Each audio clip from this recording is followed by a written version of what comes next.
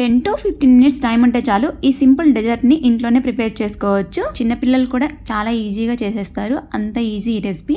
So ఏ విధంగా prepare చేసుకోవాలో చూపిస్తాను, మీరు కూడా చూసేయండి. చాలామంది వీడియోస్ అయితే చూస్తున్నారు, లైక్ చేయట్లేదు. తప్పకుండా వీడియో నచ్చితే మాత్రం ఒక చిన్న లైక్ చేయండి, మరికొందరికి రీచ్ అవుతుంది.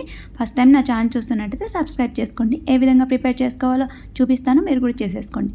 ముందుగా కాచి చల్లార్చిన పాలలోకి 2 టేబుల్ స్పూన్ల దాకా కస్టర్డ్ పౌడర్ని వేసుకొని ఎక్కడా ఉండలు లేకుండా బాగా మిక్స్ చేసేసుకోవాలి. ఈ విధంగా మిక్స్ చేసుకొని ఒక పక్కన పెట్టేసుకోండి. మీ దగ్గర కస్టర్డ్ పౌడర్ లేకుంటే మీరు కార్న్ఫ్లోర్ కూడా యూస్ చేసేసుకోవచ్చు. తర్వాత ఇక్కడ నేను 4-5 బ్రెడ్ స్లైసెస్ తీసుకుంటున్నాను. ఇవి ఒక 1 అవర్ పాటు ఫ్యాన్ కింద కానీ ఫ్రిడ్జ్లో కానీ పెట్టేసుకున్నారంటే ఈ విధంగా డ్రైగా అయిపోతాయి. ఈ విధంగా సైడ్కున్న రెడ్ పార్ట్ని కట్ చేసుకొని స్క్వేర్గా కానీ రెక్టాంగిల్గా కానీ కట్ చేసుకోవాలి. ఈ విధంగా కట్ చేసుకొని పక్కన పెట్టేసుకోండి.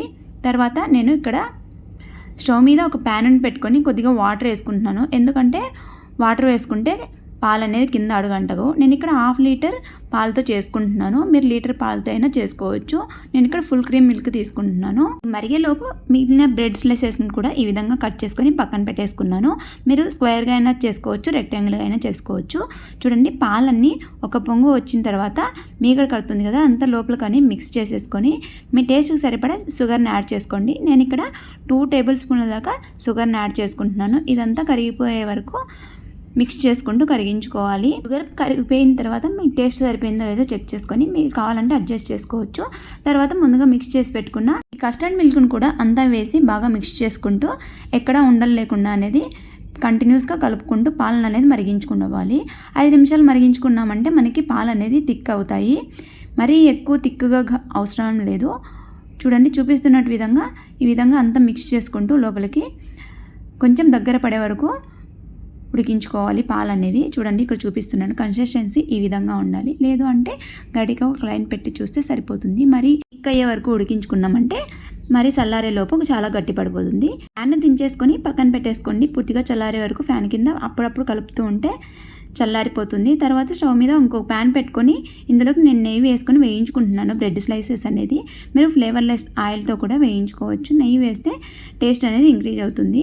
సో కొంచెం నెయ్యి వేగిపోయిన తర్వాత మనం ముందుగా కట్ చేసి పెట్టుకున్న ఈ బ్రెడ్ స్లైసెస్ అన్నింటిని కూడా 2 పక్కల కొంచెం క్రిస్పీ అయ్యే వరకు వేయించుకోవాలి. ఈ విధంగా వేయించుకొని ఒక ప్లేట్లోకి తీసుకొని పక్కన పెట్టుకోవాలి. ఇదే విధంగా అన్ని వేయించుకొని పక్కన పెట్టేసుకోండి. వీటిని కూడా పూర్తిగా చల్లారబెట్టుకోండి.